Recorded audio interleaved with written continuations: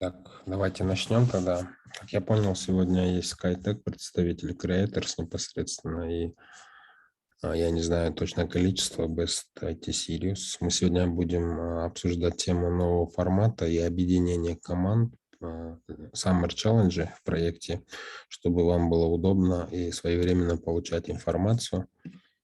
Так. Вчера у нас была встреча по понедельникам, то есть по субботам мы проводим встречи, итоговые встречи по Summer Challenge. По понедельникам мы выставляли оценки, да, но на данный момент у вас в понедельник есть занятия по коду в это же время, и ваше участие не получится, да, на этих встречах. Но вчера мы объявили то, что было запланировано, то есть самостоятельная оценка команд, результатов всех команд и тем самым выставление оценок по каждому спринту. Вчера был презентован калькулятор, Great Calculator. Здесь мы расположили информацию о Summer Challenge, то есть чтобы вам ее не приходилось дополнительно искать. Также есть раздел объявлений, есть таски для келечека. Мы отдельно таблицы вытащили, чтобы задания люди не мучились, не искали. И первый таск их, вот, получается, это у них неделя промежуточная. Они сейчас завершили 5-ю секцию. 6-ю секцию начнут только со следующей недели. Так. Вот. Получается так. И есть таски отдельно для Сириуса и Полариуса. Вы вместе стартовали 27 числа июля. И на данный момент было, по-моему, уже 3 недели или сколько прошло, но 2 недели были даны на то, чтобы вы завершили таски по 2-й, 3-й секции, да? О них мы сейчас обсудим. 4-ю секцию я только вытащил, я вам чуть позже покажу. Есть также плейлист этих встреч, в котором Келечек непосредственно участвовал.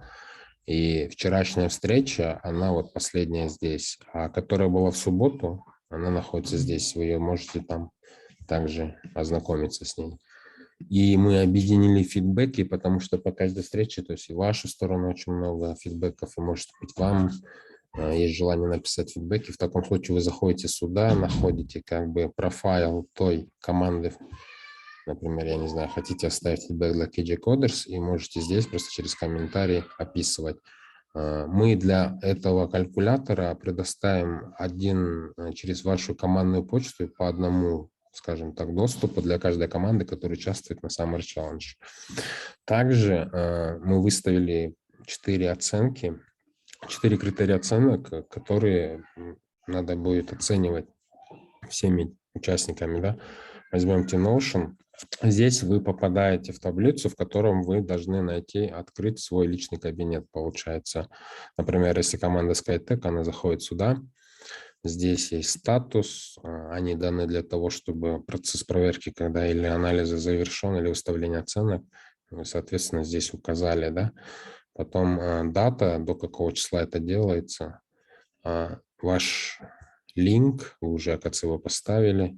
И здесь есть Great Notion. Получается, в этой таблице вы оцениваете Notion других команд. Например, сюда заходите, соответственно, у них тоже будут здесь линки, или вы для своего удобства можете их поставить сюда.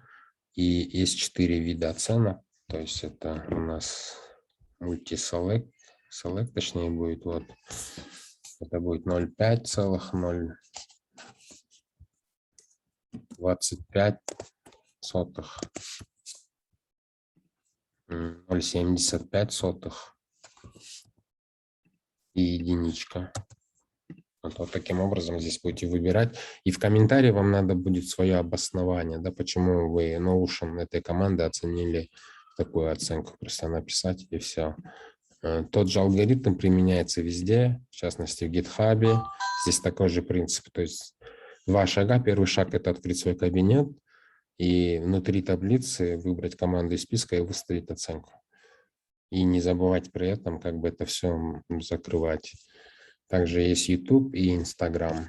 Внутри них есть краткие инструкции. Здесь вот написано, вам нужно открыть свой профиль и заполнить остальные разделы. Алгоритм оценок тоже как бы описан.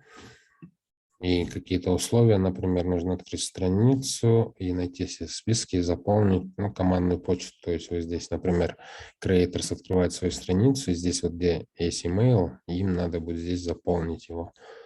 И вот эти тоже разделы, в принципе. И дальше уже вести работу здесь, и в табличной форме мы увидим ваши оценки по командам и ваши комментарии. Вот, и потом эти вещи, оценки, они будут, в принципе, суммироваться и в одну сводную таблицу сводиться, да. Также в рамках этого челленджа, так, получается, мы фидбэки вытащили, новости, сам Summer Challenge, таски разделенные, потому что у вас это 4-я секция, по идее, должна идти. А мы им дали промежуточные недели, чтобы они ретроспективы провели, свои висяки закрыли, и для них было объявлено, чтобы они провели коллаборацию, да, то есть поработали с одной командой над определенными задачами. И чтобы разнообразить ваши задачи, были добавлены отдельные челленджи по Notion, GitHub, по YouTube и Instagram. У них, например, Collaboration. Здесь речь идет о принципах 4K, да, это Collaboration, Communication, Creativity и Critical Thinking. То есть здесь есть маленькая информация такая, краткая, более подробно вы можете почитать об этом на YouTube, и, собственно, идет сам митинг, челлендж, он посвящен развитию шаблонов в Notion. Получается, эта неделя будет посвящена митинг-нотсам. Как вы знаете, это такая первая церемония, основная церемония команд, где они встречаются в первую очередь, а потом ведут какие-то обсуждения. И здесь у них вот такого рода есть тудушки, можно сказать, то есть провести встречи с командой, с другой командой для обмена опытом, потом завершить незавершенные таски, поработать над выставлением оценок, то есть ввести анализ, потому что анализ дает очень большую пищу для размышления и корректирует ваш маршрут, можно сказать. И в течение недели вам надо будет просто все эти встречи или свой meeting notes как бы совершенствовать. И в конце, в субботу, рассказать о своем прогрессе на тему, что вы смогли улучшить вместе. Также я здесь прикрепил гайд, куда вы можете зайти и найти рекомендованные шаблоны для использования и ускорения командных и упрощения, да, скажем так, командных процессов. Я о них пройдусь вам чуть позже. Так. Вот, в принципе, здесь есть свой челлендж. Речь идет о коммуникации, то есть касательно GitHub, да, в частности.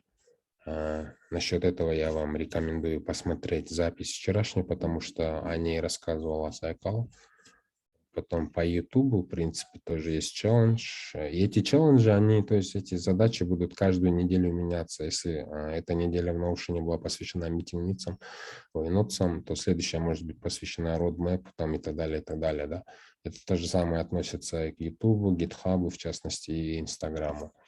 Вот здесь у них задача, то есть поработать совместно над проектом, что такое командная работа. Есть там какой-то исходный пример.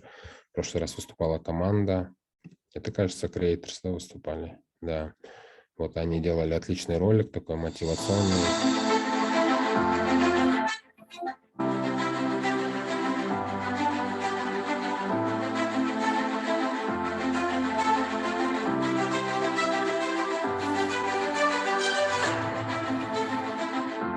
В общем, такую работу надо будет не то чтобы повторить, а сделать в своей интерпретации. Это может быть абсолютно что угодно. То есть это уже на фантазию этих команд. Да? Так, этот челлендж мы с вами прошли. И в Инстаграме тоже, наверное, будет просто тематика меняться разная. Сейчас вот тематика такая, вот всю неделю посвятить постам, вот интересные факты, да, о компаниях, технологиях, людях в IT. Также есть этот гайд. Вкратце, основная часть, она полностью находится вверху. Это дашборд, некий панель, то есть панель-индикатор, или, можно сказать так, доска каких-то достижений. Есть список команд, которые на данный момент участвуют в Summer Challenge. Они еще не заполнены, но вкратце взять, здесь будут каких-то их особенности, фичи, в каждом спринте отмечаться и линк на эту фичу проходить, и определенная рецензия по этой команде будет здесь заполняться на основе мнения большинства.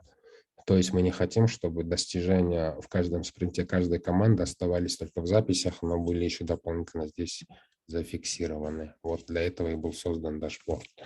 Вкратце это так. Надеюсь, это будет удобно. Мы, по-моему, уже в Дискорде должны были поделиться этой ссылкой. Сейчас глянем. Так, список команды здесь находится. И вот шаблон Grade Calculator. Здесь вы можете начать им пользоваться, да? Хорошо. Так что здесь вы можете ее найти на канале Full Stack. И я, наверное,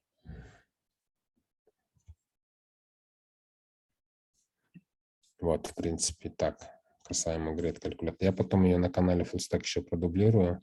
Теперь некоторые команды уже сделали миграцию, то есть SkyTech, к примеру. Вам для этого надо будет просто открыть свою страницу для дублирования. Я ее дублирую на наш Notion, потом через Share, там по почте получается. Вас всех могу добавить, и вы можете пользоваться всеми, ну, то есть полноценно пользоваться этим Notion, да. Так, в принципе, я вам рассказал про Grade Calculator. Теперь перейдемте, давайте, к анализу ваших работ, которые мы не можем с вами провести. На данный момент мы тоже ссылку отправляли для Polaris. Я не знаю, они здесь пользуются или нет, в смысле находятся или нет, чтобы... У них дело в том, что у вас как бы одинаковое количество спринтов, и пока сейчас Келичек, допустим, делает промежуточный спринт, у вас есть как бы достаточно времени, тем более времени и тема для вас знакомая, это Introduction CSS, вы можете быстро его закончить к концу недели, и отставание от Келичека будет в один спринт, да? То есть это тоже можно будет догнать в процессе. Так, давайте-ка посмотрим непосредственно именно участников Summer Challenge сейчас. Вот ваш Summer Challenge, здесь ваши таски. На данный момент была работа с 27 июля по 14 августа. Нужно было закончить вторую и третью секции. Да? На данный момент я открыл секцию 4, прописал какие-то вещи. И пару моментов осталось по GitHub, но я хочу это с вами обсудить и потом уже прописать, чтобы вам было четко, ясно, понятно. Мы к этому чуть позже вернемся. Давайте с вами поговорим о вашей активности, отметим ваши достижения, то есть то, что вы успели сделать. Было заявлено 6 команд, но лично я вижу активность только со стороны 2 команд. Это непосредственно Creators и SkyTech.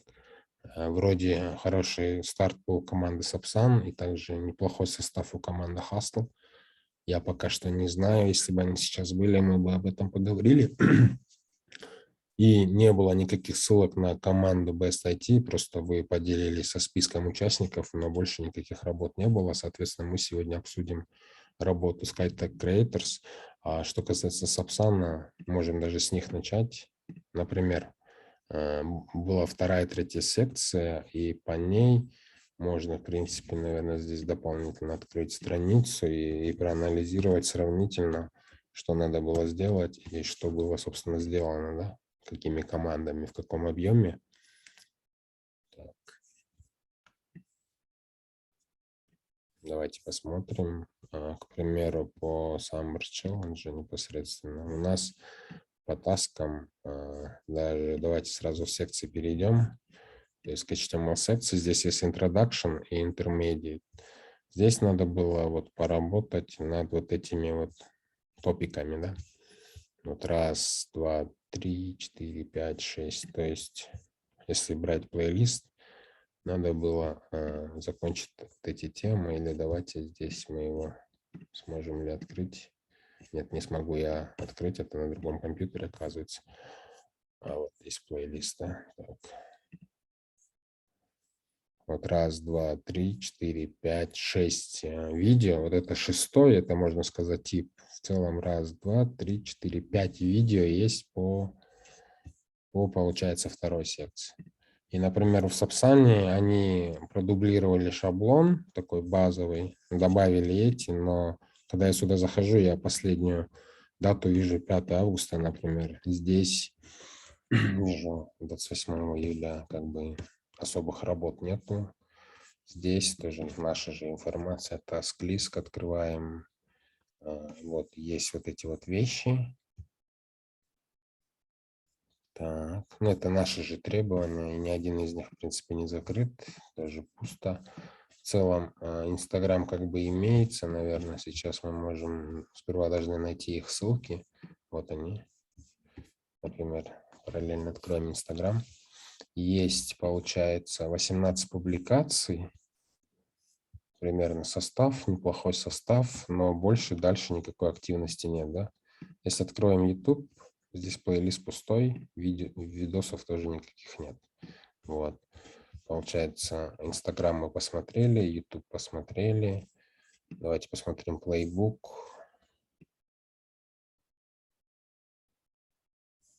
Так, вот 29-го мы что-то видим, да? Кажется, я закрыл, да, эту команду случайно. Ладно. Так.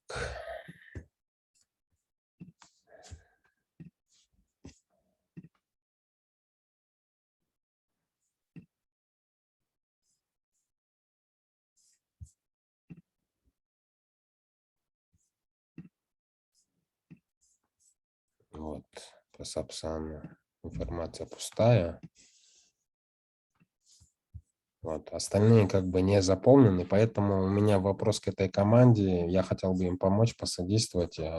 Если вы с кем-то из них контакты, ну, как бы общаетесь, дайте знать. Мы хотим знать их статус, потому что им потом тяжело будет остальных догонять. Вот что касаемо Сапсана. Теперь есть, да, кто-то из Сапсана? Али сидит. Хорошо. Али, тогда вы можете прокомментировать ситуацию с вашей командой. Вот тоже Hustle.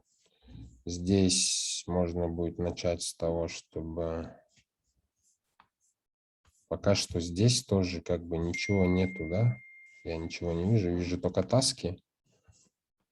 Начальный уровень, а потом, не знаю, тишина. И вижу определенные линки, например, на Инстаграм.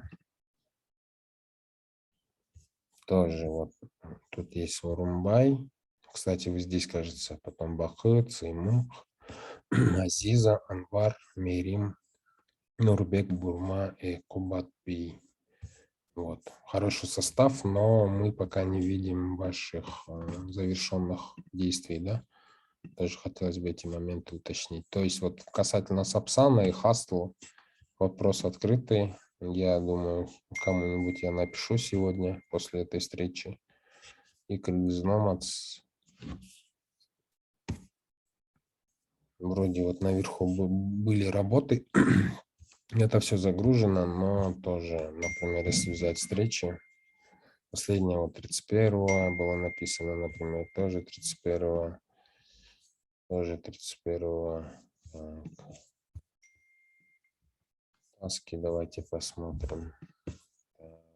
Ретроспектива. То есть они как бы пустые. Сегодня, вы как знаете, уже 17 августа. К чему я это говорю, да? И четвертой команды Best IT у меня вообще нету ссылок никаких. Так что, так, теперь давайте посмотрим работу тех команд, которые на данный момент действуют. Это вот SkyTech.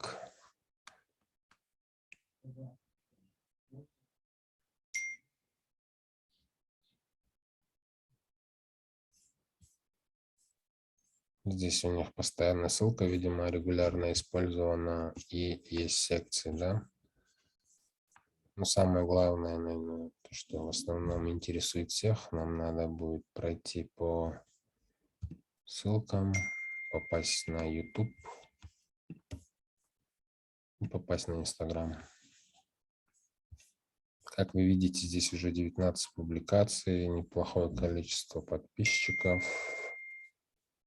Так. Пока что мы не видим ваши работы, которые вы загружены на YouTube. И сам YouTube давайте откроем. Есть плейлист у нас, вот первая секция. Ой, секция номер 3, да? Давайте со второй начнем. Здесь вот раз introduction есть, personal, там третье видео, четвертое, пятое, шестое. То есть, как и здесь, первое, второе, третье, четвертое, пятое, шестое, да? Шестое how to ice. Здесь вы можете все сопоставить данные, то есть тут вот introduction и анатомия HTML тега, да? Как бы все сделано. Получается, у вас introduction, personal, это элементы, структура, листы и линки есть. Структура, линки, элементы, да.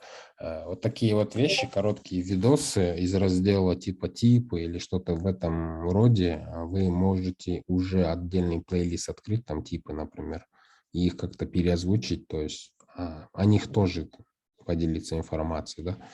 Они такие небольшие, и будет хорошо, чтобы если бы вы их, чтобы они у вас не выпадали. Вот. Теперь посмотрим, в частности, третью секцию.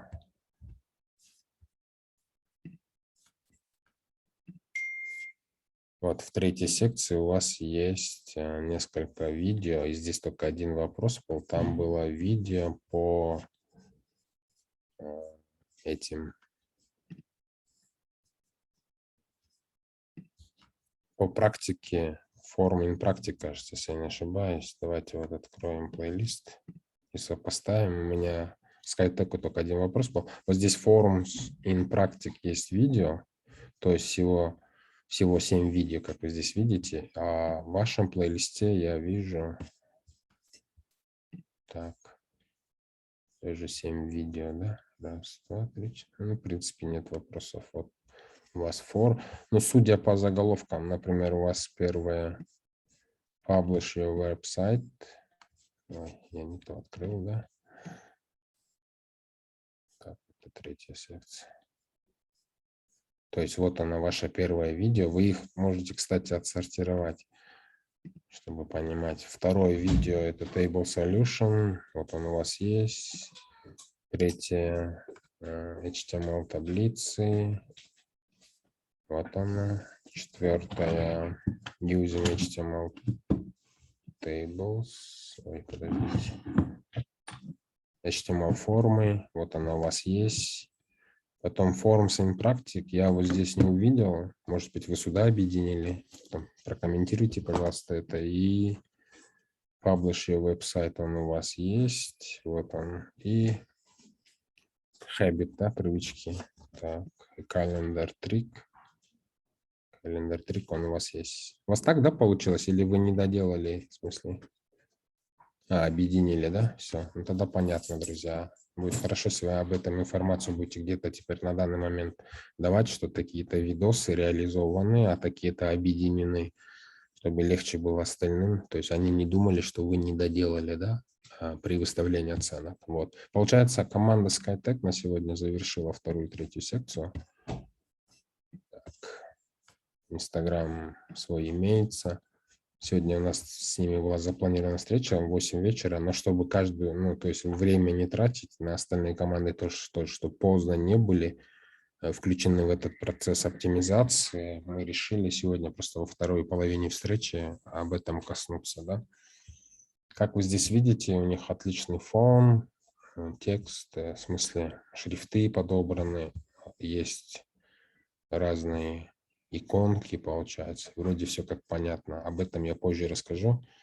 Например, информация о Summer Challenge здесь расписана. Потом HTML он был здесь продублирован отдельно, да, со всеми записями. А, например, если у вас CSS появится сейчас следующий, то вы его будете сюда располагать, вопрос, потом to-do листы.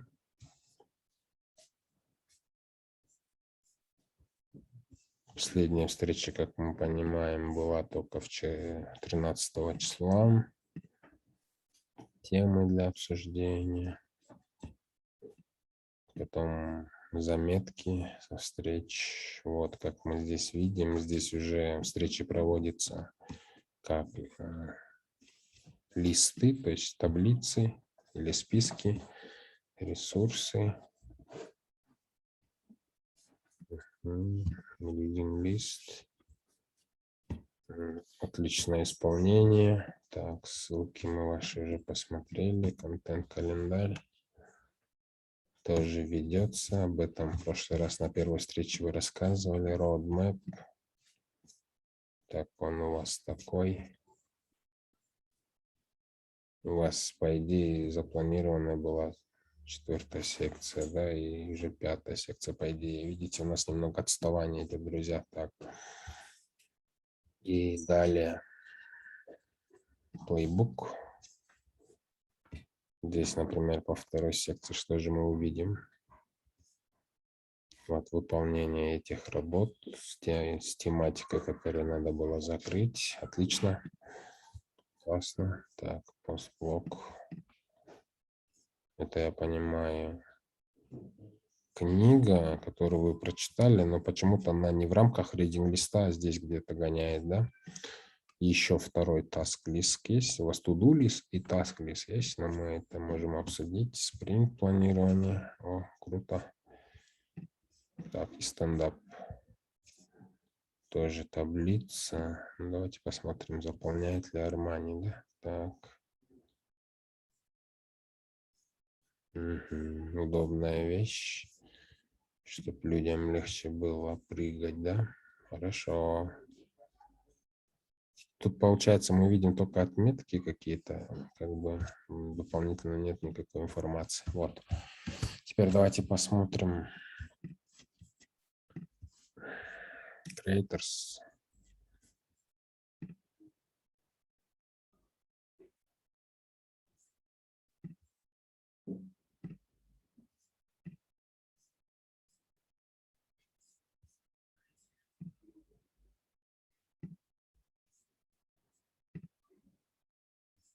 Как видите, здесь есть свой плейлист совета от Creators, секция 2.5, видео загружено, и 3-я секция, получается, еще не доделана.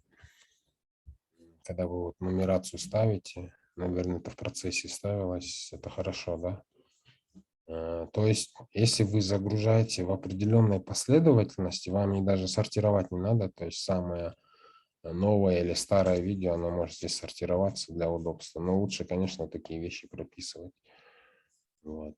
Вот, например, вы здесь их и пишете. Видите, секция 3, пишите заголовок, темы и так далее, а порядок, очередность прописываете здесь.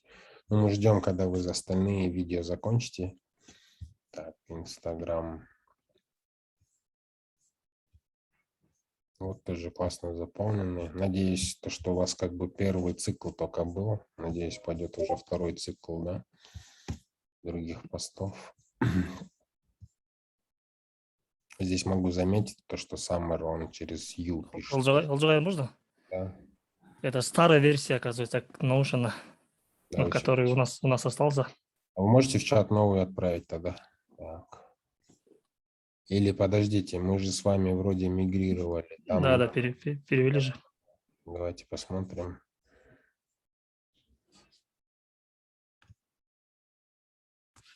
Мы вас разве не перемещали в Notion наш? Нет? Нет, вы нас перемещали. Перемещал? Здрасте. Да. Что-то не вижу вас здесь. Странно. Так. Можете ссылку отправить, да? А вот.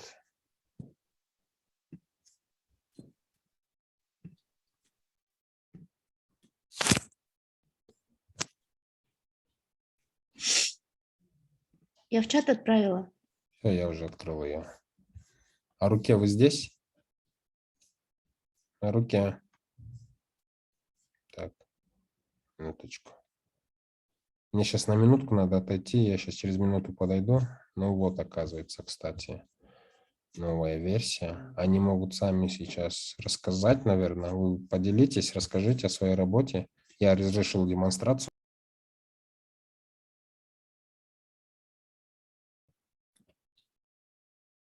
Всем здрасте. Могу, да, продолжать, наверное. Да, Лена, конечно.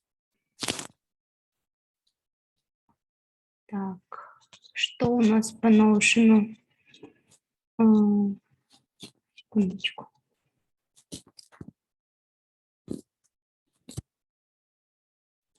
Оказывается, я не могу сейчас зайти на Notion, вот так пишет. Наверное, нужно дождаться.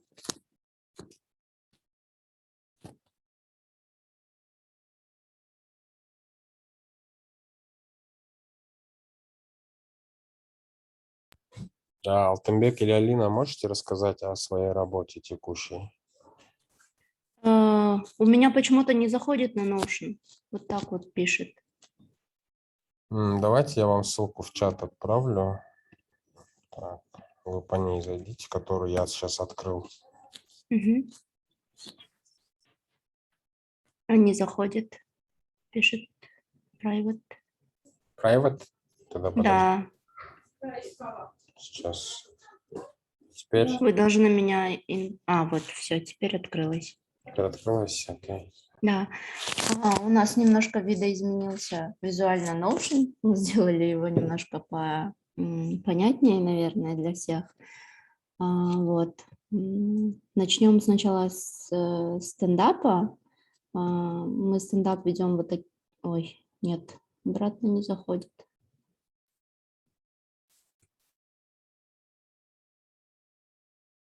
Вот.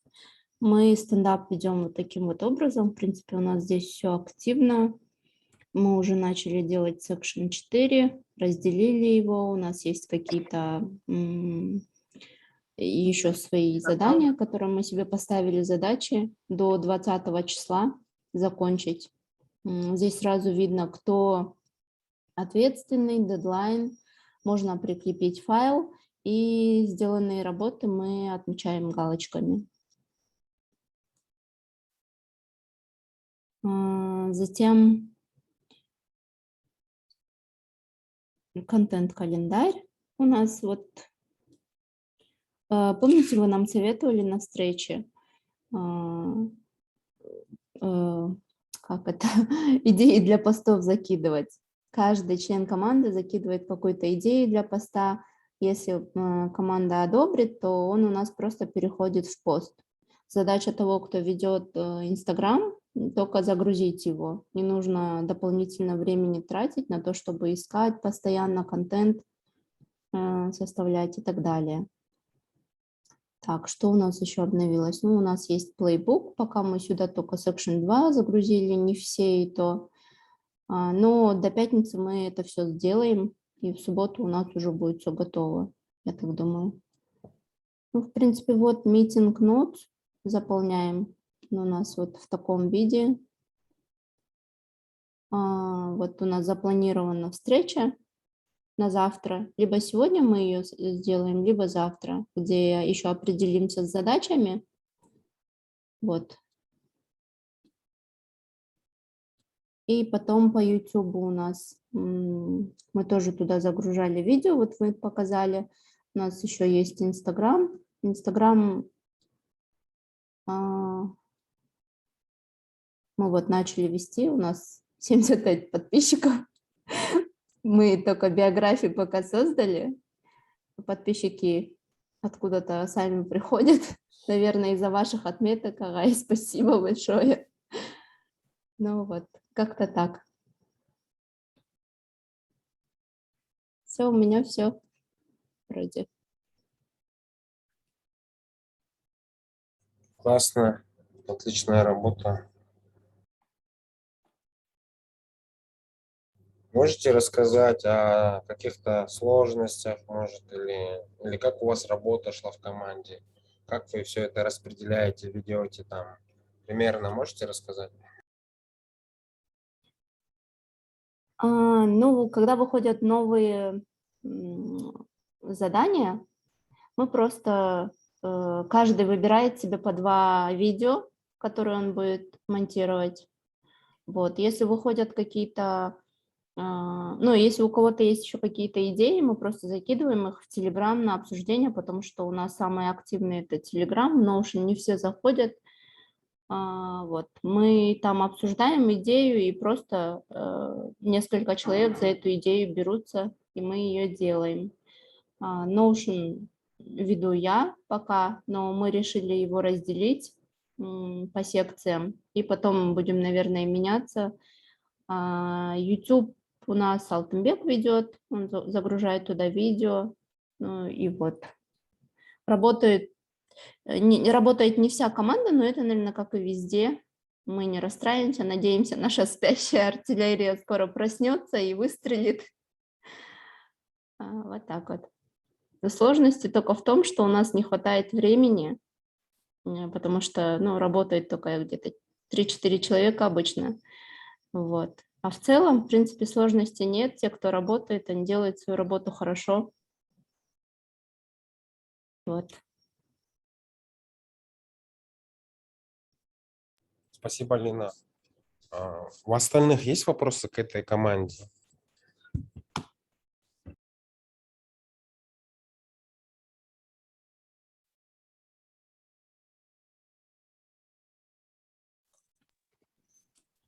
Хорошо. Если у вас вопросов нет, тогда перейдем к следующей теме. По SkyTech мы посмотрели, как вы помните, они в понедельник первое выступление еще было по их Notion. Но сейчас мы поговорим немного по оптимизации этих процессов. И прежде чем мы к этому приступим, Great Calculator я вам объяснил. Хотелось бы с вами это обсудить отдельно. Вы можете либо сейчас 4-ю секцию продолжать, это Introduction CSS, да, и в то же время вы можете продолжить ее в коллаборации с другой командой. SkyTech Creators мы как бы определили. Здесь я вижу, Румбай Мурза, вы сейчас из Hustle команды. Если да, не могли бы рассказать, какая ситуация в вашей команде, также касается остальных участников других команд. Расскажите, пожалуйста, и мы потом уже приступим к остальным частям. Да, здравствуйте. Здравствуйте. Вот, я вот сейчас сам вот немного не успеваю, и у нас сейчас активность, ну, очень так, можно сказать, упала вот, а вот я просто по работе вот немного не успеваю и занимаюсь только по записи. А вот у остальных членов команды вот точно не могу сказать, так как вот просто не хватает времени вот даже написать вот членам команды. Вот. И так вот у нас активность сейчас упала. Вот. Я думаю, нам нужно провести собрание и все обсудить, вот, как будем делать, вот, что нужно сделать, чтобы более активно вот, принимать участие. Да, пожалуйста, дайте нам знать о вашем участии. Хорошо. Возможно, те, которые у вас, может быть, успевали бы, у них есть смысл объединиться тогда в другую команду. То есть будьте добры, пожалуйста, обсудите и подтвердите. И из другой команды, да, Кыргыз-Номадс или BSIT, вы тоже можете прокомментировать? Если есть кто-то из Сапсана, пожалуйста.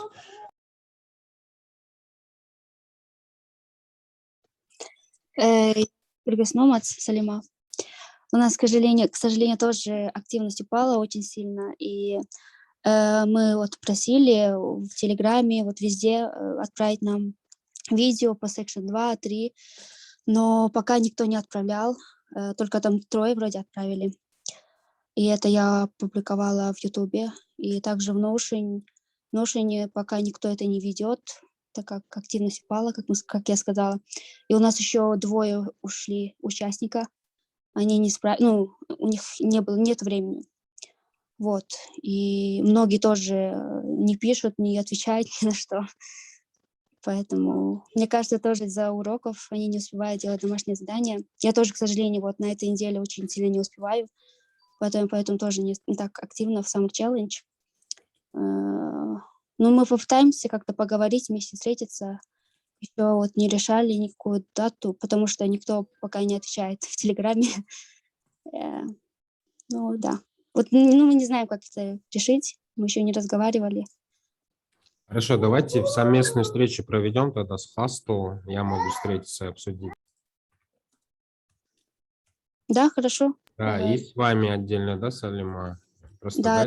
дайте на связь, выйдите, пожалуйста. Может быть, из тех, кто может в этом принимать участие, если поймет, там, какие ресурсы на это требуются, как бы получится хотя бы одна команда, да? Что вот постараемся оказать всяческое содействие. А если уже никак не получится, тогда обсудим, как с вами можем практиковаться. Договорились? Да, Вот, да, так. этим. Спасибо, Салима. Спасибо, Урумбай. Best IT вы можете прокомментировать? Есть кто-нибудь из Best IT в чате до этого писали? Да, саламатсызбы агай. Атым Улкелдим.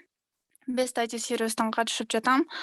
Агай, мен чатка деген азыр ссылканы кетирип идим. Ошону ачып көрбөйсүзбү?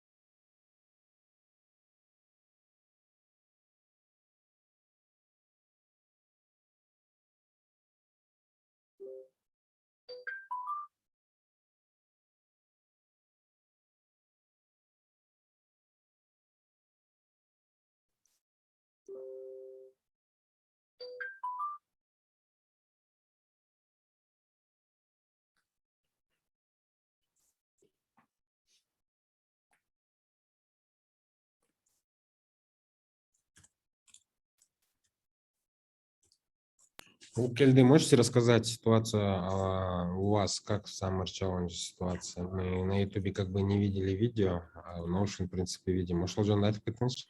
Summer Challenge биздин командага мурдагы жуманын же ошол жуманын жок, мурдагы жуманын башында дагы 4 адам кошулду. Азыркы учурда активный адамдардан где-то бир 5-6 адам. Калгандары көп связга чыкпай эле, тилекке каршы иши көбүнесе көп адамдардын убактысы тар, аны да түшүнүп жатабыз. Бирок көп көңүлдү бурганга аракет кылабыз агай. Хорошо. Мүмкүн мына Hustle менен Сапсанга байланышка чыксаңыздар, бул келди. Администратор сиз экенсиз го. Ошол командалардан силерге кошулуп улантып кетем десе, ошондой кылыңыздар да, макулбу? Бирок алардын эми общий чечиминен кийин билинет да. Макул, айтып көрөйүн. Кандайдыр бир жардам керек болсо айтыңыздар. Анан секция боюнча кандай болуп жатат азыр упражнениялар мисалы үчүн? Чындыгында ошолорду жаңы эле баштадык. Бактыгүл эже биздин команданын катышуучусу баштап жатат, жана уланып жатат да, бирок пока что YouTube'га пока что видеолорду не загружали, агай, но мы в процессе. Точно. Да. Ладно, спасибо. Спасибо.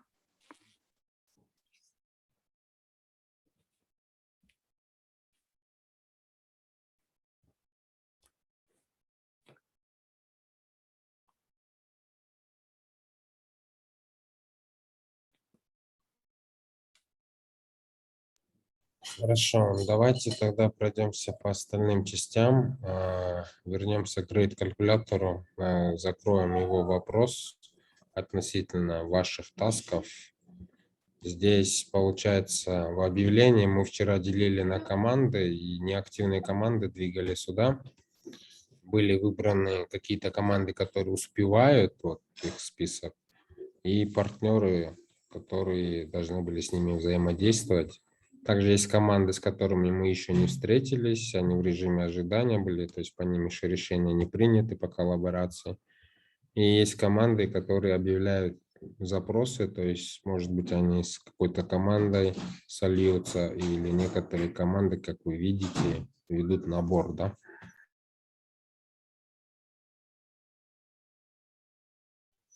Поэтому аналогичная, может быть, в чем-то схожая ситуация есть и в других коллективах. И мы открыты к этим вопросам, с пониманием относимся ко всем сложностям. Будет хорошо, чем раньше ответ от них поступает, как бы можно чуть быстрее реагировать и корректировать эти вещи. Тут есть Creators, есть SkyTech, Hustle, Sapsan, например. Само собой, получается, сейчас мы только ссылку добавили, без IT, да, и Kyrgyznomad еще пока что я даже сюда и не включалась, так взять, судя по активности. И из келечековских команд есть Phoenix, Cybertech и NTMAC. То есть Creators, SkyTech вы можете поколлаборировать с кем-то из этих трех команд. То есть можете зайти, информацию о них собрать, посмотреть их страницы, их YouTube, примерное представление взять. Вот, вы обсудите эти моменты, или дело в том, что они находятся на 5-х секциях, вы можете либо с ними подвигаться, либо же с друг другом коллаборацию создать, вот непосредственно Creators и SkyTech, то в таком случае вам просто дополнительно будет идти секция, она не тяжелая, вот Introduction CSS. Здесь несколько видео, в общей сложности 9 видео, из которых 8 основных, и есть одно видео, это типы, да, и темы вот по топикам, если взять, это inline, internal, external, селекторы, классы, ID-шки и анатомия синтаксиса CSS. Как вы видите, продолжительность видео небольшая, так что из-за того, что мы только во вторник с вами можем встретиться, это обсудить, естественно, сроки дедлайна я сдвинул, скажем так, до следующего вторника. Так что можете вот пройти Introduction CSS на этой неделе. В таком случае мы, получается, в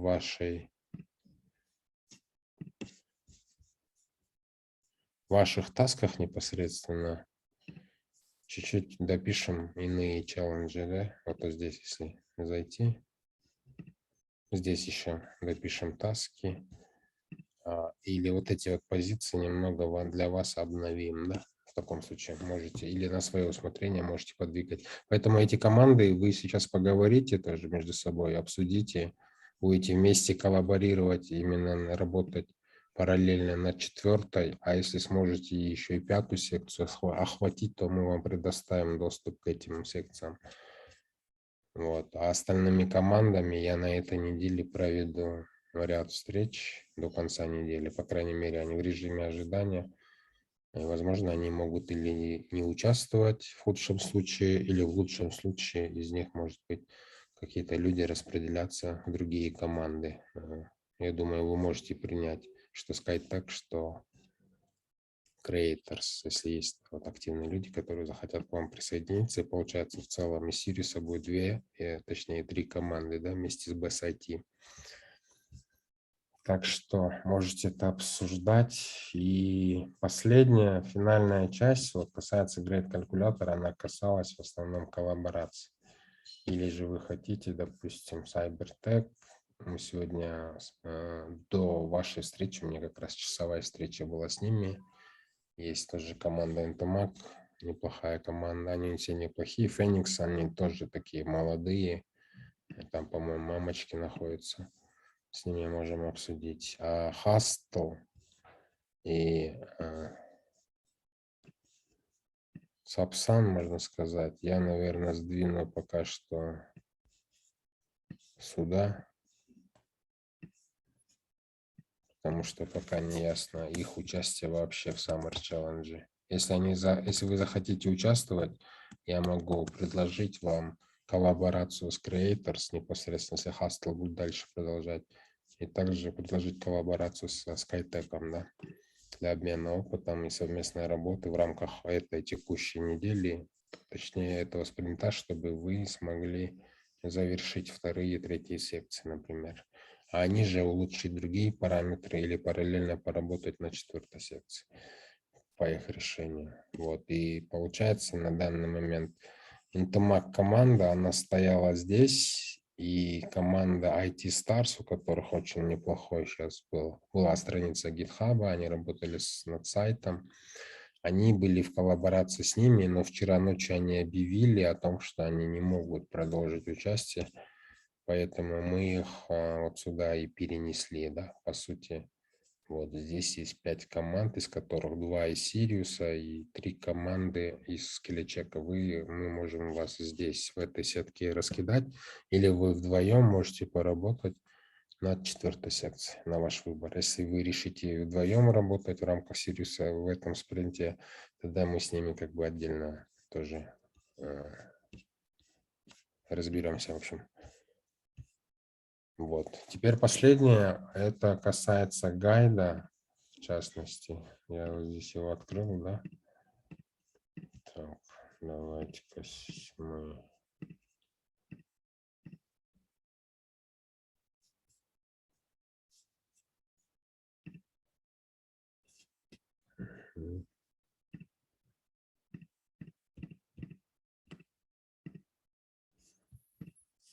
Так, перейдем к гайду.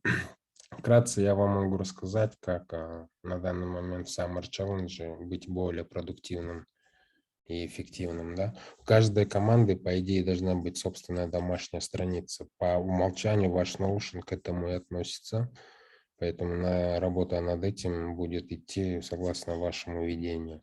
У каждой команды также должна быть этот раздел заполнен, то есть ваше видение, ваша миссия и ваши ценности. Каждый член команды как бы должен понимать, в чем они, и, соответственно, это должно быть известно остальным. Эти разделы у большинства команд заполняются по умолчанию. Есть такой важный раздел, как Roadmap. Если мы сейчас возьмем на примере, давайте рассмотрим на примере команды Creators, да? Давайте посмотрим и разберем их. Notion на сегодняшний день обновленный. Так.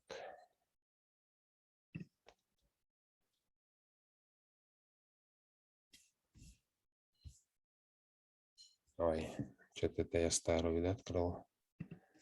Где же ваш новый был?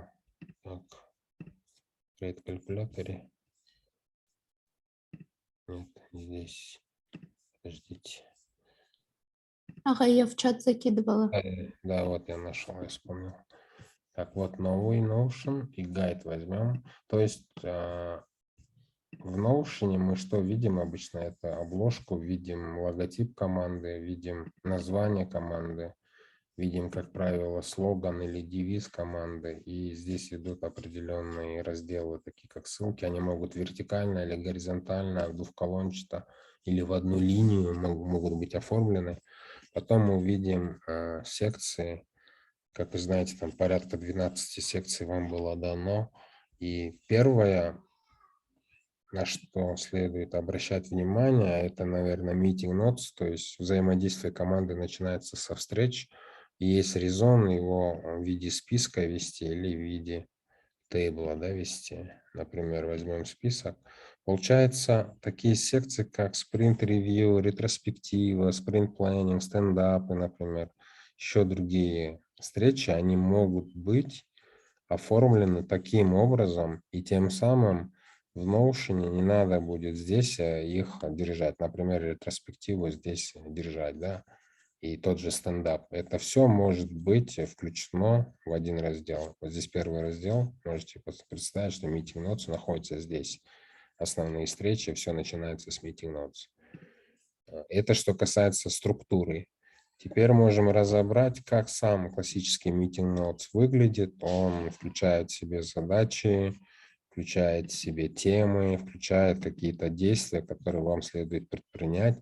Исполнителей вы можете через собачку указать. Получается, вот здесь в шере вы можете в команду знать, так какие участники есть, и их, соответственно, здесь выбирать. Классически любая встреча, она должна быть не просто название встречи, мы встретились такого-то числа, а когда мы их открываем, то там ничего нет. Да? То есть хотя бы на базовом уровне у вас такие вещи должны быть. И так как эти встречи носят системный характер, вам лучше всего их как-то назвать, а уже тип встречи вы можете как бы через теги менять, да, через разного рода теги. Вот. Теперь, например, возьмем стендап, он выглядит классически вот так. Вы уже, наверное, немного имеете представление об этом. Но он является ежедневной церемонией, и как бы вам сделать так, что если у вас нет времени встречаться, но стендап есть резон вести, да? В таком случае вы можете использовать такие версии для ремотов, так как стендап заполняется ежедневно, он тоже может быть выведен в отдельную таблицу, и, например, последний стендап таким же образом может вестись. То есть здесь есть имя участника, есть то, что он вчера делал, то, что сегодня делает. Вкратце каждый может вести так, и это является альтернативой ежедневным встречам. То есть каждый из вас может так зайти и посмотреть, кто чем занят, тем самым не спрашивая, не беспокоя друг друга. Да?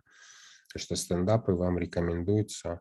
Мы до этого с вами Таркас говорили, а сейчас я вам говорю, как эти документы можно будет вести вот в ремонт формате. Да? Есть также такие, например, или давайте сразу пойдемте после стендапа обсудим спринты. Спринты тоже имеют свои задачи, там есть свой бэклог. Получается, когда мы вам задание спускаем, это можно назвать, согласно скраму, product backlog. Вы же их стягиваете и преобразуете, и прописываете в спринт-бэклоге. Рекомендуется каждой команде выбирать кого-то из участников по очередности, чтобы они вели роль скрам-мастера. То есть один был ответственный на один спринт и контролировал процессы, которые присущи для роли скрам-мастера. То есть организовал встречи, следил за Notion и делал комфортные какие-то инициативы и мероприятия. И какие-то заметки по спринту вы можете вот так коротко, ясно, как бы один раз обсудить после того, как вам спускается задача, да. Какие-то брейнштормы вы можете по-разному заполнять. Я хочу лишь здесь отметить, что Notion сам работает с разного рода интеграциями. Если вы визуализируете на Miro, на Figma, там еще на чем-то можете список изучить. Whiteboard, то есть какие-то доски вы можете расписывать и использовать. Существует более крупного рода встречи, которые имеют свои этапы, какие-то открытия, обсуждения, вопросы-ответы, там, завершающую часть и какие-то заметки, да, и какие-то действия, которые вам надо предпринять, допустим. Вот. Что касается ретроспективы, я просто здесь добавил ссылки. К этому моменту мы еще ни с кем не подходили, потому что команда должна наладить многие процессы, и потом после завершения хотя бы одного спринта или желательно нескольких провести, собственно, ретроспективу, поэтому эти встречи еще предполагаются, да, в недалеком будущем. Теперь по Meeting Notes я с вами закончил, получается. Вот здесь будет хорошо, когда Meeting Notes находится, и он несколько встреч уже в себя включил, да, тем самым вы все встречи фиксируете в одной таблице, просто тип встреч варьируйте по-своему, и далее переходите к каким-то действиям, и эти действия предполагается ввести в roadmap. У самого Notion есть готовый шаблон, он состоит из одной таблицы, внутри которых есть таблицы разные по спринтам, по таскам, по багам. Здесь начинается он с эпиков. Эпики – это какие-то большие инициативы, какие-то большие точки, которые вы должны потом из них разделить на мелкие задачи, все эти операции завершать. То есть эпиком можно в нашем случае, так как вы его проводите в рамках обучения, то есть когда мы заходим и видим какую-то секцию непосредственно, да, там написано вторая, третья секция относится к HTML, значит, это и является в вашем случае эпиком. Здесь, то есть, большие темы глав, да, этих секций вы можете прописывать, видеть их таймлайн. Здесь по умолчанию написано Product Manager, но вы можете на Scrum Master поменять, и то есть эту роль еженедельно менять, чтобы каждый член команды в этом процессе поучаствовал. В разделе инженеры пишите остальных членов команды. и так далее. Это вот касаемо эпиков. После этого есть спринты. Спринты, они классические, как канбан-доска, это одна из самых удобных визуализаций.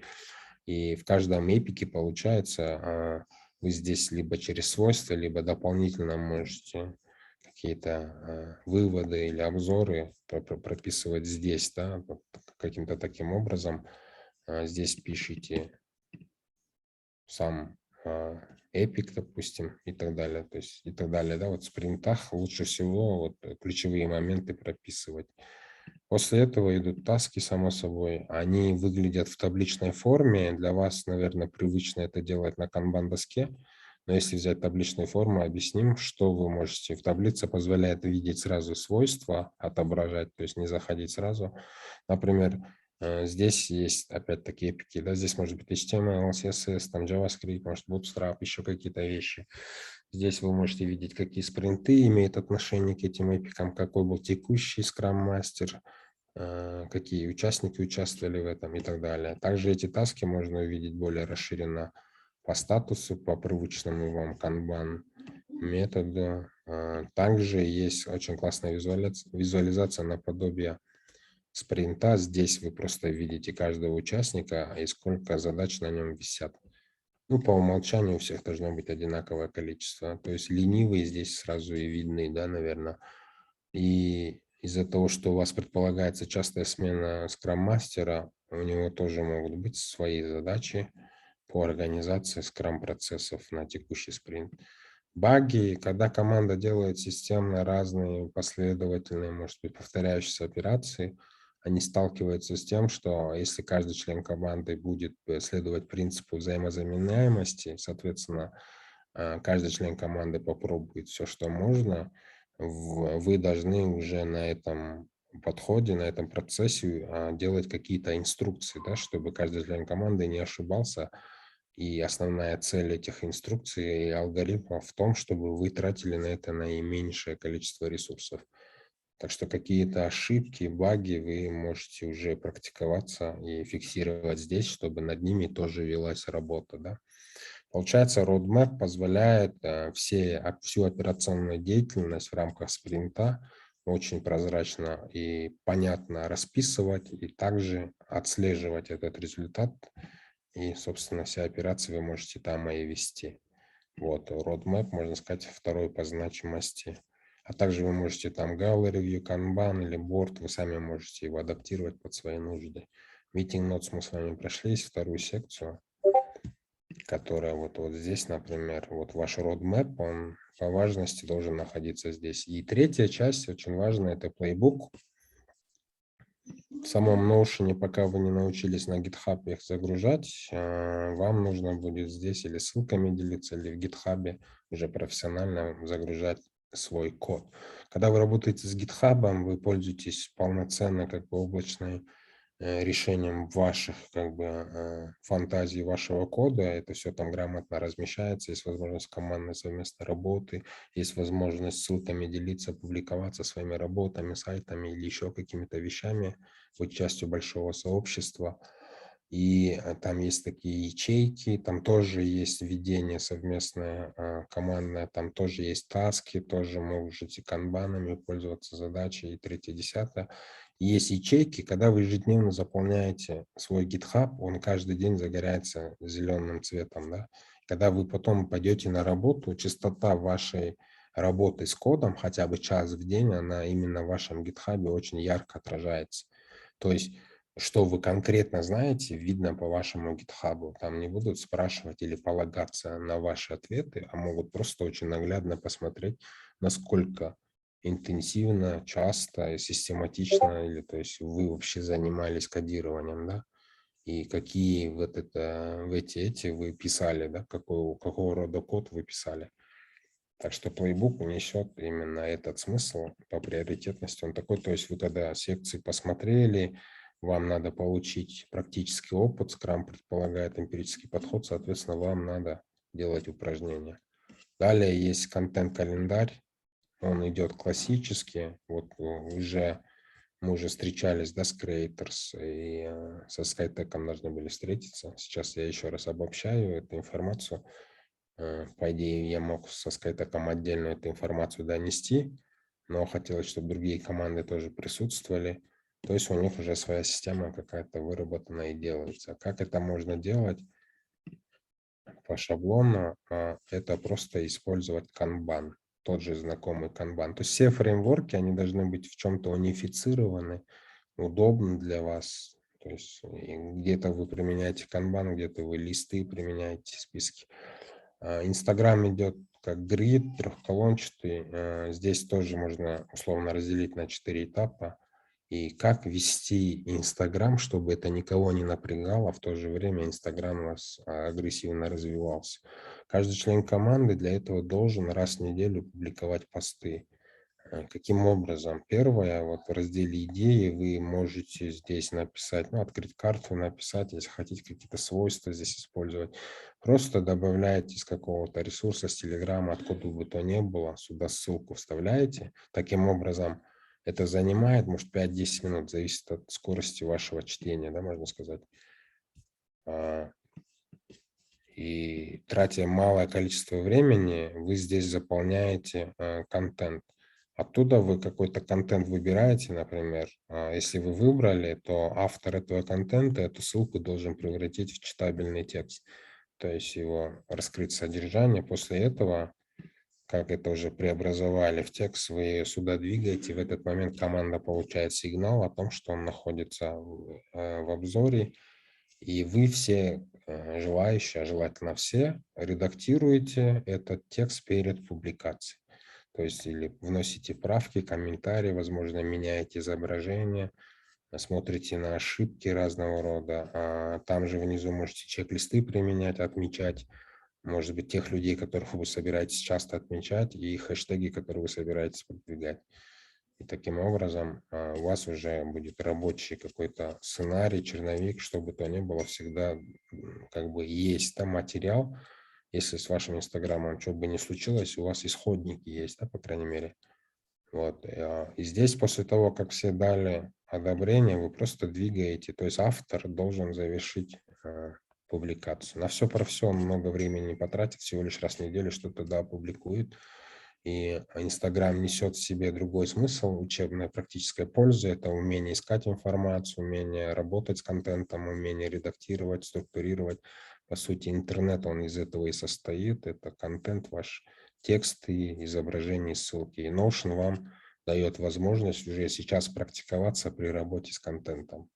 Как бы, чтобы вы здесь не делали, какие-то вещи, заметки, они же вам же и пригодятся. Поэтому алгоритм работы с Инстаграмом мы рекомендуем такой, чтобы все члены команды принимали участие, развивали свои навыки поиска, умение быстро и большой объем информации читать, умение структурировать его. И таким образом тоже, да, как-то обогащаться в этом плане. Постоянно вам придется искать какой-то контент для вашей публикации, и его не должен вести один, у него, во-первых, развития не будет, во-вторых, это не так-то легко каждый день придумывать контент, а всем остальным, типа там, методом Ашара, если вы сделали, это и незаметно никому, в то же время у вас Инстаграм стабильно работает, и вы, самое главное, принцип взаимозаменяемости используете, то есть никто ни от кого не зависит, ни Инстаграм от вас, ни вы от друг друга. Так, после контент-календаря идет reading list. По сути, его многие путают с ресурсами. Reading list – это некий инструмент. Вы, как разработчики, должны будете очень много читать, да? И лучше будет командный челлендж объявлять, даже если бы это было индивидуально, я вам рекомендую его использовать. Он может выглядеть по-разному, тоже как roadmap мы сейчас рассматривали. Тут есть свои типы, там подкасты, СН, но вы их все можете адаптировать, да, под себя. И по идее это инструмент, который позволяет вам уметь работать с большими данными, да. Вы здесь можете по статусам, командный челлендж или индивидуально объявить. И самое главное, это умение работать с конспектами. То есть неважно, у кого какая скорость, но если вы через месяц-другой забываете то, что читали, этот инструмент вам должен позволить быстро освежать эту память. Да? и навыки. То есть, когда вы главы читаете, лучше вы какой-то конспект, хоть краткий, должны по нему написать, тем самым вы лучше закрепляете материал и развиваете другие навыки, такие как усвоить информацию, уметь быстро ее закреплять и уметь работать с ней, да. Поэтому reading list рекомендуется использовать для развития именно этих навыков. А ресурсы вы можете вести по-разному. Его обычно делят на две категории, либо по тематике, либо по типу. По тематике это когда кто-то пишет ресурсы по HTML, там, по CSS, по еще каким-то вещам. Или же вы их делите, типа это ресурсы на Telegram-канале, на YouTube, допустим, и так далее, и так далее. Здесь уже на ваше усмотрение. Так. И таким образом мы можем увидеть такую картину, что здесь meeting notes есть, здесь roadmap, здесь playbook, здесь есть, допустим, контент-календарь, потом reading list непосредственно и ресурсы. И все. Ретроспектива может сразу сюда зайти, и стендап вы тоже, по идее, можете сюда переместить. Итого из 8 секций вы будете оперировать 6 секциями. Текущая рекомендация такая. Верхняя часть, она может с вами быть визуализирована на любой лад. Summer Challenge – это правильно. То, что вы всю информацию по Summer Challenge расположили просто в одной ссылке. И даже ее там адаптировали под себя, лишнюю информацию убрали. Вот плейлисты здесь, видите, это очень хорошая работа, да, можно сказать. Вот, и если есть какие-то идеи, а если эта страница может редактироваться, может быть, есть идеи у других людей, которые могут сюда зайти и оставить свой какой-нибудь, свое предложение, да, можно сказать. Здесь мы видим вот то, что она на процессе разработки скоро заполнится, да. Так что так, я надеюсь, для SkyTech эта информация будет полезной. На примере работы Creators вы уже тоже, и то, что я вам сейчас дал определенные рекомендации, вы попробуйте использовать и применить, и уже лучше, да, здесь оптимизировать свой Notion. Так, последнее я хочу объяснить, как можно работать именно со сложными процессами, как работа вообще по спринту. Первая у вас встреча, как правило, происходит, и эту встречу можно именовать планирование спринта. Здесь вы получаете какую-то информацию, у вас есть какие-то операции, да, возникающие в процессе этого. То есть по Notion, например, это заполнение или введение meeting notes, далее спринты, потом таски. Потом, после того, как вы посмотрели материал, вам надо будет его отпрактиковаться по нему. То есть готовить контент к YouTube, делать какие-то хомворки, загружать на GitHub, если умеете, или дублировать его в Notion. В конце концов, на завершении вы уже должны выкатить видео, да, на YouTube и Instagram посты тоже контролировать. Но реальный этап, это предполагает тоже 4 этапа, 2 командные встречи, 2 индивидуальные встречи. Первая встреча – это когда вы командой собрались и делаете самое главное, это вместе смотрите, то есть один раз в неделю собираетесь, чтобы просто посмотреть за раз секции. И самое главное, вам надо конспектировать. Чем больше у вас принимает участие людей, тем качественнее получаются ваши конспекты. И эти конспекты вы просто загружаете в эти же заметки. Здесь приведен всего лишь пример, как это может, условно говоря, выглядеть. Здесь через mention page, да, например, вы указываете исполнителя, и он загружает сюда конспекты. И, в принципе, на этом встреча и заканчивается. На следующий день вы можете приступить к получению практики, делать упражнения по каждой лекции, если там это есть, или просто повторяйте за Анджелой Йо и сразу делаете так, чтобы не делать двойную и тройную работу, просто правильно, грамотно, организованно ведете эти записи, и потом, где надо, как надо, вы их располагаете, да. Вот, в плейбуке вы, самое главное, получаете опыт, можно сказать. И третий этап, опять вы с командой встречаетесь, чтобы по факту у вас же информация еще свежая, вы посмотрели вместе, сохранили свои хлебные крошки в виде конспектов. Здесь получили непосредственный опыт. Вот это 2 взяли и пришли сюда, чтобы обсудить финальный сценарий. Для чего он нужен? Потому что любое выступление или любой проект должен быть хорошо спланирован, а любое выступление должно иметь хороший сценарий чтобы вы никогда не тратили и одним дублем могли записывать свои вещи, не говорили лишнее, говорили по теме, и ваша речь была какой-то понятной и несло какое-то там значение, да, а не просто непонятные вещи, если вы сказали. Получается, вы здесь просто пишете какая-то лекция и пишете уже отредактированной всей командой на этой встрече сценарий, потому что вам надо сопоставить транскрипт от Анджела Ю, потом понять и обменяться мнением по поводу практической части, убедиться в чем-то, может быть, расширить материал, может быть, сузить его, поменять значение, или же там подумать о разных примерах. То есть здесь команда в основном и ведет эту креативную часть, попутно реализуя самое главное инкремент, результат этой встречи, это должны быть финальные тексты. После этого вы просто возле каждого видео пишете исполнителя. И таким образом приступаете ко второй, последней легкой части. Как вы видите, видео лекция Анджела Ю на каждого из вас максимум 10 минут обойдется. Если у вас уже текст есть, вы уже упражнение сделали и понимаете, о чем собираетесь говорить, с командой вместе посмотрели, то есть на всех этапах вы выполняете все прямые задачи спринта. В общей массе это не должно занимать у вас очень много времени, да, везде максимум час. То есть таким образом, если на каждый этап вы отдаете 1 день, вы можете за 4-5 дней завершить спринт. Все эти шаблоны, инструменты, они ориентированы и рассчитаны на то, чтобы сократить вам время везде. Таким образом, 2 такие встречи, 2 такие, вы, в принципе, весь цикл сделали. Вот что от вас ожидается. Мы ждем, что на следующих встречах или командах, или индивидуально с вашими командами мы будем уже вести разговоры на тему ретроспективы. Такой же принцип применяется примерно в Инстаграме, да, когда вы ведете. То есть большинство процессов должны быть унифицированы, понятны, предсказуемы, легко отслеживаемы и прозрачными.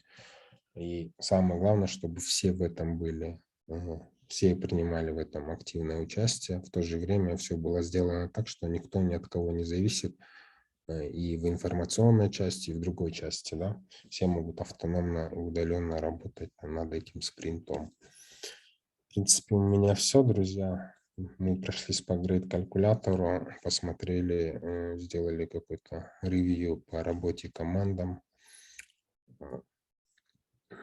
Мы рассказали о каких этих рекомендациях по оптимизации ваших процессов. Теперь можем просто на вопрос-ответы поотвечать. Пожалуйста. Можно вопрос? Алина Creators. Да. Вот вы наш Notion перенесете, да? Чтобы он открывался у всех, потому что... Да. Видите, здесь в этой таблице у вас есть свой профиль, он здесь просто меняется, да? Вот здесь, да? Но помимо в каждом профиле есть таблица оценок, и вы там есть, правильно? И там тоже это надо поменять, поэтому это займет время, но мы обновим информацию, хорошо? Спасибо. Вот еще про коллаборацию хотела спросить с Киличеком, да? Вы сказали, или с Polaris можно? Polaris на данный момент, у них команда же называется KG Coders, они сейчас работают с Аламом, вот. Поэтому вот в этом списке, в Grade-калькуляторе зайдите в Announcement, и здесь вы видите 2 колонки, которые уже коллаборируют. Сейчас речь идет об этой колонке. Creators могут работать на 4-й секции со SkyTech, это Phoenix, CyberTech и Entomac, или же вы, если хотите, можем с вами встречу организовать, вы можете с кем-то из них поработать. Спасибо большое, да, поняла. То есть больше информации об этих командах вы можете здесь уже через Grade-калькулятор непосредственно через их ссылки найти их. Вот. И таски для Сириуса основные-то по CSS написаны, ну, то есть то, что классические. Здесь есть вопрос касаемо GitHub только. Чем раньше вы сами будете потихоньку, поэтапно начать работу с GitHub, тем раньше решите вопрос по размещению вашей кодовой базы. Да? Так. Еще, пожалуйста, остальные, какие у вас есть вопросы? Это мы конкретно, наверное, сегодня будем вести разговор максимум с 3 командами. Остальные, пожалуйста, тоже обсудите, посмотрите или порекомендуйте посмотреть записи остальных участников команды и дать уже более конкретную информацию по Summer Challenge. Даже если вы не участвуете в Summer Challenge, как бы, я думаю, эти вещи вы можете этой же командой, по сути, если у вас не получается, работать над основной программой с Мирлан Аваем, да, почему бы и нет. Суть от этого не меняется, да. Главное вам получить определенный командный опыт, и как бы не было, и пользоваться теми результатами, которые другие команды выкладывают в Summer Challenge, и там тоже получать дополнительный источник знаний, да.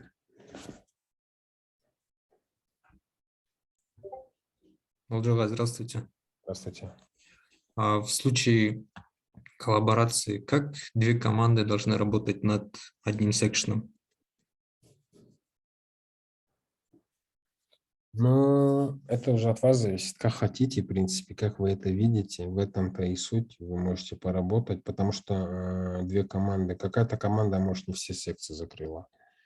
Вы можете, я не знаю, там есть еще общие командные проекты, которые вы можете реализовать, да? Если каждая команда уже достаточно автономна и самоорганизована, значит, вы можете над какими-то другими аспектами поработать. В любом случае, вам пригодится навык, как я ранее сказал. Все команды в рамках одной компании, одного филиала, работы над одним проектом, неважно, они будут соприкасаться и плотно работать. Вы должны здесь как минимум отрабатывать коммуникационные свои межличностные навыки, да?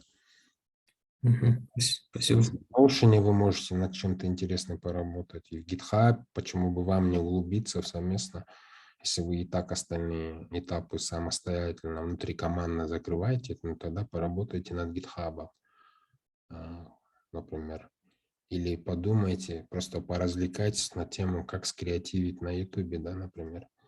Вот. Инстаграм это, наверное, не так уж и сложно. Для одного человека сложно, но если команда делает малюсенький вклад раз в неделю и потом еще минут 5-10, чтобы свой пост в итоге выкатить, вроде все прозрачно для всех, все дошло, все в курсе, таким образом все включены в процесс, получается, и есть какая-то командная работа. Ну, то есть каждый спринт, он должен нести какой-то результат. Вот. Ваша задача научиться очень мало использовать временные какие-то ресурсы и максимально выдавать предсказуемый стабильный результат. Вот, в принципе, если вы этим вещам определенно научились, в принципе, остальные вещи вот в мире разработки, в какой бы команде вы ни состояли, вы можете хорошо работать и командно решать какие-то вопросы, закрывать какие-то проекты.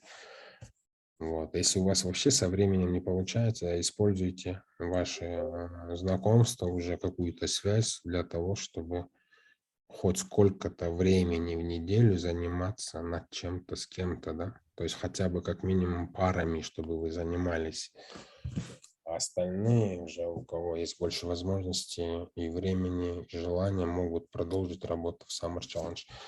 Так, по поводу коллаборации, посмотрите, как я сказал, они закончили 5-ю секцию, в нашем случае это SkyTech и Creators, я беру расчет. У вас есть 4-я секция. Если вы объединитесь, попробуйте выдать результат, там, включая 5-ю секцию, например. То есть челленджи или те работы, над которыми вам следует поработать, или что-то совместно создать, вы можете уже самостоятельно обсудить. В этом плане вы можете быть самостоятельно. И если вы решите с друг другом коллаборировать, тогда мы вам скорректируем вот эти вот задачи, которые есть. По Notion дадим определенные вещи. GitHub вы можете уже начать погружаться, друзья, уже начать его постепенно изучать. То есть тот код, который вы пишете, хотя бы уже начните его совместно, там есть свои нюансы, можете потихоньку в него погружаться.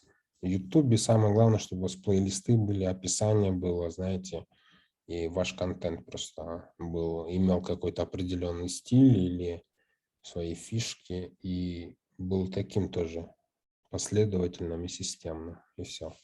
Это еще одно лучший показатель понимания темы, можно сказать. А Инстаграм — это уже на ваше усмотрение, друзья. Вот мы говорили, что Инстаграм — это на сегодня тоже большая такая платформа. Почему бы вам его не развивать? Хоть командно, например. Остальное все то же самое, друзья.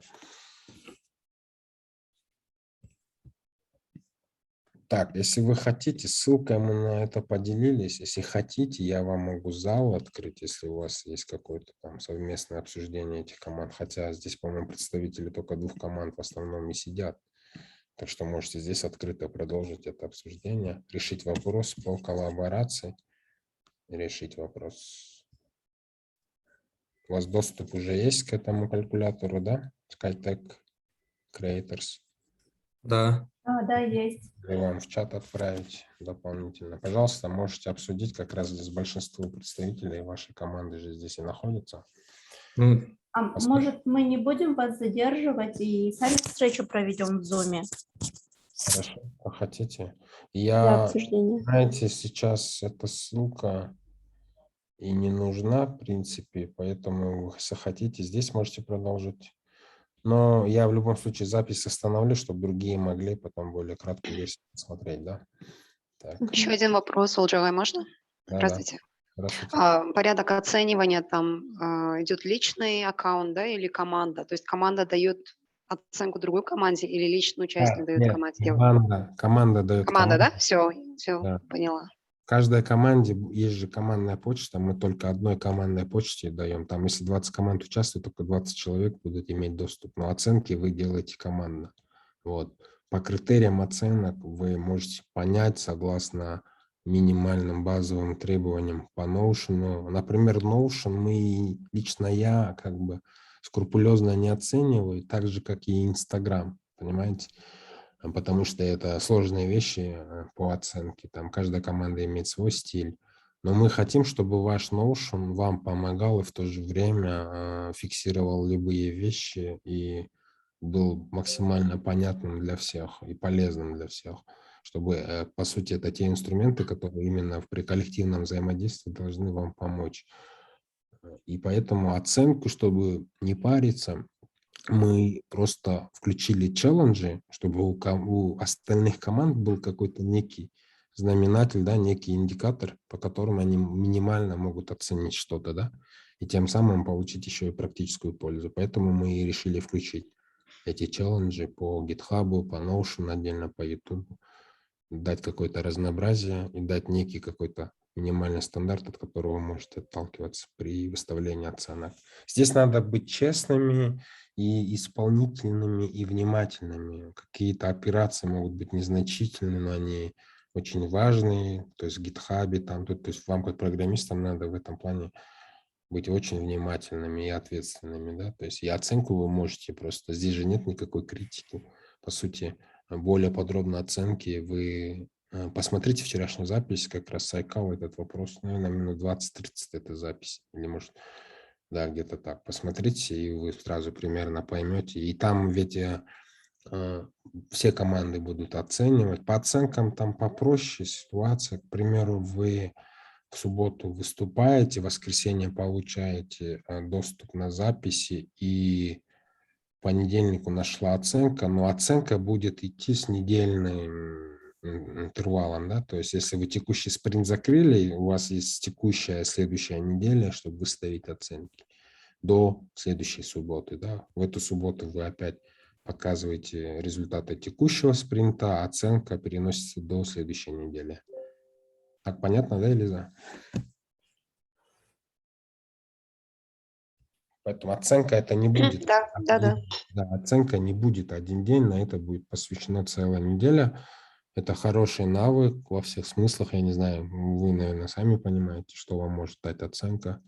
И не будет такого, что даже если один как-то некорректно оценил, все равно в общей массе там все команды, они пишут оценку и пишут конкретное обоснование, поэтому вам есть и будет на что ориентироваться с учетом того, что они идут впереди, а вы как бы В оценке вы все равно будете Спасибо. принимать участие, вас просто по другим секциям будут оценивать. Если они по 5 секции равняются, то в вашем случае это будет 2-я, 3-я секция, плюс 4-я секция, да, к концу спринта. Хорошо тогда, друзья, я завершаю встречу, останавливаю запись.